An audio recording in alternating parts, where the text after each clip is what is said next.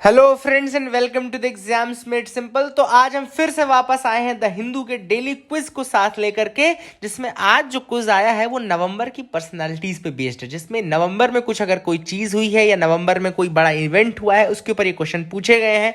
Let's see कि आप लोग कितना जानते हैं। मैं आज आपको अपना स्कोर बता दूं तो मेरा स्कोर था 5 आउट ऑफ 5, यानी मैंने 5 में से 5 क्वेश्चन सही किए हैं। तो अब आप लोग को अगर मुझे बीट करना है तो ऑब्वियसली बात है मुझे बीट तो आप नहीं कर पाएंगे, में से इक्वल आ सकते हैं, 5 आउट ऑफ 5 आप ला सकते हैं। तो लेट्स सी कि आप में से कितने लोग 5 आउट ऑफ 5 लाते हैं या 4 आउट ऑफ 5 लाते हैं, लेकिन आप मुझे बताइए जरूर कमेंट सेक्शन में। वीडियो चूंकि आपको पसंद आने वाली है तो वीडियो लाइक शेयर करना ना भूलिएगा। मूव करते हैं पहले सवाल की तरफ। पहला सवाल है, during the tenure of this freedom fighter as the union education minister India's first IIT in Kharagpur 1951 was set up. तो ये जो व्यक्ति है, ये जो पर्सनालिटी है, ये यूनियन एजुकेशन मिनिस्टर बने जब पोस्ट इंडिपेंडेंस, उस समय इंडिया का पहला आईआईटी सेटअप किया गया। आपको इनका नाम बताना है। Please do tell me the name. मन में सोच लो आंसर, कॉपी में लिख लो आंसर, नोट्स में ऐड कर लो। अगर आपको नहीं पता तो इसका आंसर बता दो। इनका आंसर है मौलाना अबुल कलाम आज़ाद जी। तो मौलाना अबुल कलाम आज़ाद जी इंडिया के पहले एजुकेशन मिनिस्टर थे।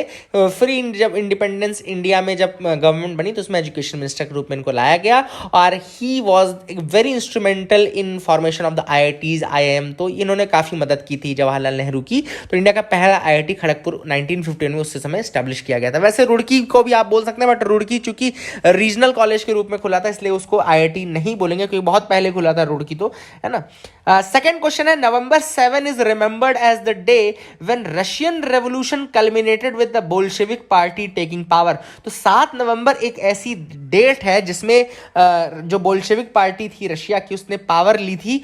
पावर जिस पार्टी से ली थी वो एक लिबरल रशियन था जिसको ओवरथ्रो किया गया था। आपको उसका नाम बताना है कि जिसको ओवरथ्रो करके बोल्शेविक्स ने पार्टी पावर में ली थी। ये नवंबर रेवोल्यूशन भी कहलाता है रशिया का।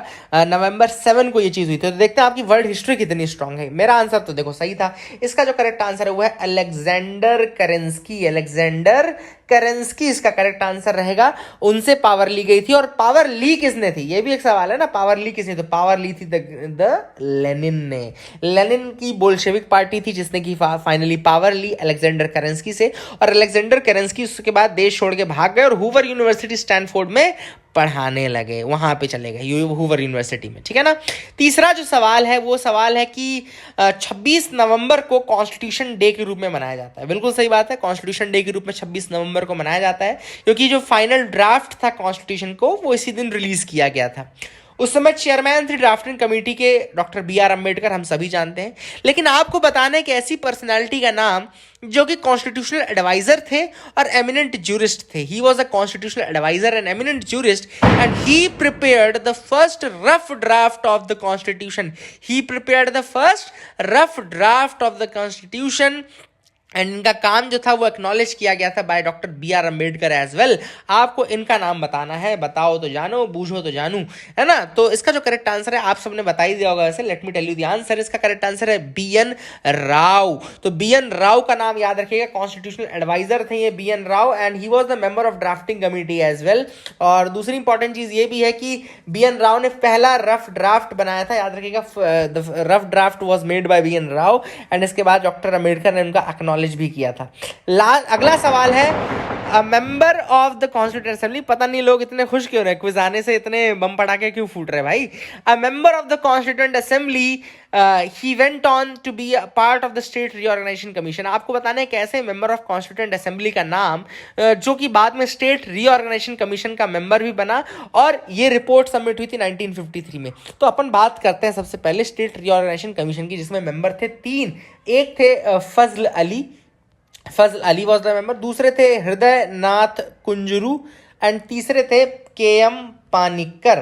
तो आपको बताना इनमें से कौन था जो कि कॉन्स्टिट्यूएंट असेंबली का मेंबर भी था, इसके बाद ये भी बना। इसका करेक्ट आंसर है हृदय नाथ कुंजरू। हृदयनाथ कुंजरू जो थे वो यूनाइटेड प्रोविंस से मेंबर चुने गए थे, यूनाइटेड प्रोविंस से कॉन्स्टिट्यूएंट असेंबली के मेंबर चुने गए थे। अगला सवाल बहुत ही इंपॉर्टेंट, बहुत ही अच्छा सवाल। नवंबर 26, 2008 ये मुंबई अटैक्स की बात चल रही है, 26/11 जिसको कहा जाता है। उसमें एक पुलिस ऑफिसर थे, असिस्टेंट सब इंस्पेक्टर रैंक के, उनका नाम आपको बताना है। Who sacrificed his life for capturing terrorist Ajmal Kasab. तो टेररिस्ट अजमल कसाब को पकड़ने के लिए इन सब इंस्पेक्टर ने अपनी जान गंवाई और सेक्रीफाइस दिया, जो सबसे बड़ा सेक्रीफाइस हो सकता है इस देश के लिए, वो किया।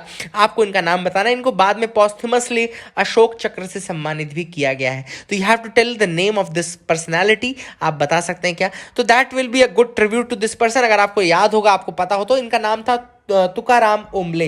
याद रखेगा, the name was Tukaram Ombale. He was the person who sacrificed his life for capturing this terrorist and he gave the highest sacrifice that a person can give for this motherland. क्योंकि जान से बड़ा तो कोई सेक्रीफाइस नहीं होता है, वो इन्होंने दिया था। So that is it for this quiz. आप मुझे बताइएगा कि कितने 5 में से आपके सही थे, कमेंट सेक्शन में करके बता सकते हो। चूंकि वीडियो पसंद आया है, झूठ मत बोलना, देखो जो वीडियो तो पसंद आया है तो आप इसको लाइक करिए भाई, शेयर करिए भाई, और इसको और आगे बढ़ाओ। So that is it for the day. Thank you and have a nice day.